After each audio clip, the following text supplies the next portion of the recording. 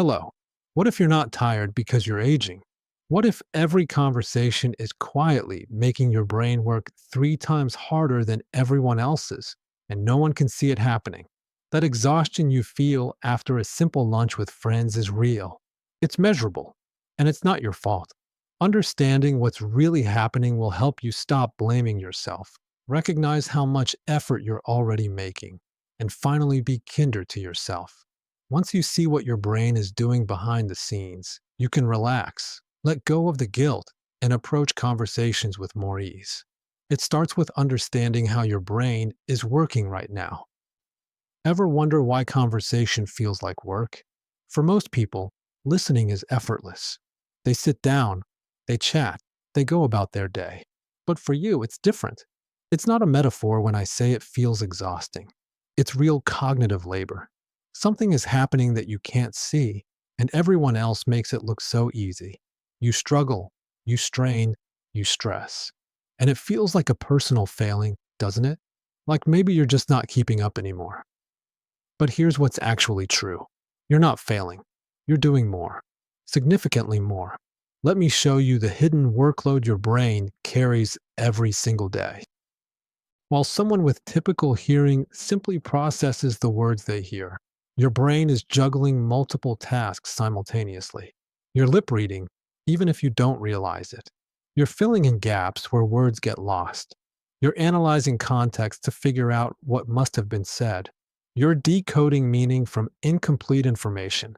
It's like solving a puzzle while everyone else is just listening. They're doing one thing.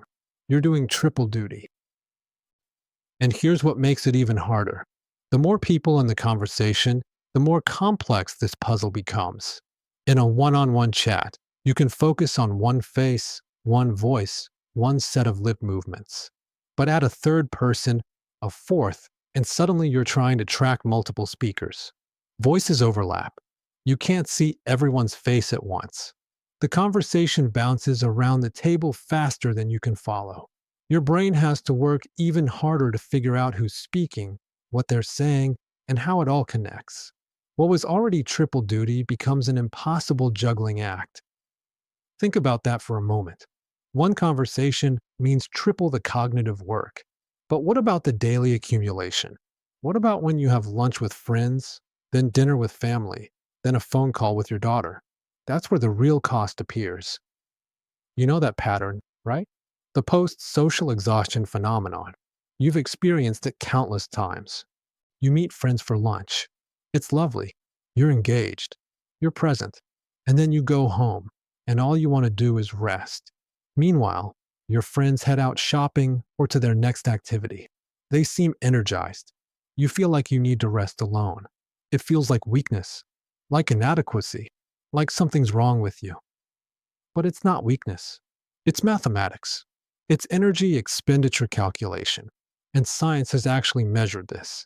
Your 2-hour conversation burns the same mental energy as their most demanding cognitive tasks. Your 2 hours of socializing equals their mental marathon. The exhaustion you feel is legitimate, measurable, and completely real. You're operating in different energy economies. They're spending pennies. You're spending dollars. This should be a relief to know. But that voice in your head keeps criticizing if we don't dig deeper into this. The internal dialogue plays on repeat. I should be stronger. Others manage fine. What's wrong with me? And guilt becomes a second exhaustion on top of the first. You push harder, you get more tired, and the shame spiral deepens. You're stuck in this loop where trying harder only makes things worse. It's time to break this cycle. Time to expose this false logic that your brain builds automatically, all on its own. You're comparing unequal efforts. You're watching them sit still and wondering why you're tired from running. Their brains are sitting. Yours is running. The whole comparison is built on a false premise. And when you see that truth, you can let the guilt go. Because you weren't doing anything wrong. You were just playing a different game than everyone else. But this truth also reveals something else about why the people who love you don't seem to understand. There's a frustration that comes with being misunderstood. You hear it in their voices when they say, You seem fine to me. Why are you so tired? Why do you always check out during conversations? You're being dramatic. It can create real tension in your relationships. But here's what's actually happening: they're literally missing most of the story. They can only see the final chapter. The marathon happened off screen, in your brain, where nobody could witness it. Every interaction you have is an invisible athletic event. They observe you resting afterward, but they completely miss the race you just ran. Brain fatigue is invisible in a way that physical exhaustion isn't. If you ran an actual marathon, you'd be sweaty, breathing hard, visibly spent. Everyone would understand. But cognitive exhaustion? It leaves no visible trace. This isn't an empathy gap, it's a perception gap. They literally cannot see what you've been through. If this is resonating with you, if you're recognizing yourself in what I'm describing, leave a comment below. Just let me know. Sometimes it helps to know you're not alone in this experience. This misunderstanding has real consequences. It's affecting your choices in ways you might not even realize. Think about the invitations you've been declining lately, the activities you've quietly quit, the slow retreat from social life that's been happening. You fear you're becoming a different person, someone isolated, withdrawn. You're losing joy. But this isn't a character change. It's actually an intelligent response. Your brain is doing a cost-benefit analysis, and it's trying to protect you. You're not becoming antisocial. You're being self-protective. Your brain has learned a simple equation: social events equal days of recovery. It's avoiding pain, not connection. This is a survival instinct, not a personality flaw. Your brain is trying to help you, even though the solution it's offering creates its own problems. And recognizing this pattern, this is actually a breakthrough moment. Because what you understand, you can change. All the strategies you've tried until now have been targeting the wrong problem. Try harder. Push through. You've been fighting while missing the real substance. And here's what happens: more effort just creates more exhaustion. You're stuck in a losing battle because you're using the wrong approach entirely. But understanding unlocks a completely different game. Different rules, different tools. And here's what shifts when you finally see what's really happening. You stop blaming yourself for weakness or aging. You start addressing the actual mechanical problem. Compassion and strategy replace shame and suffering.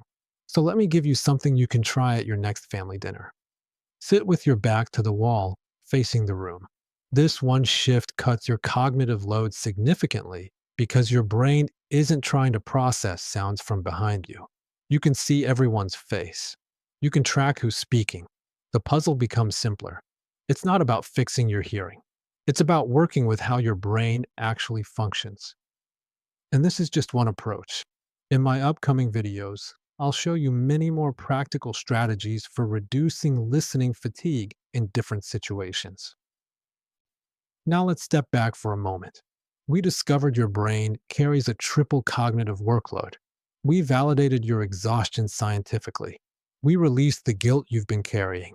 And we opened the door to a different approach. Here's why this truly matters. Your grandchildren won't stay small. They're growing right now, today. Your partner is here now, wanting to connect. Sunday dinner isn't practice. It's your life happening in real time. These moments matter today, not when you finally feel ready. You can begin right now with something simple. Give yourself permission to rest without guilt. You've been running invisible marathons every single day. You've earned that rest. The exhaustion is real.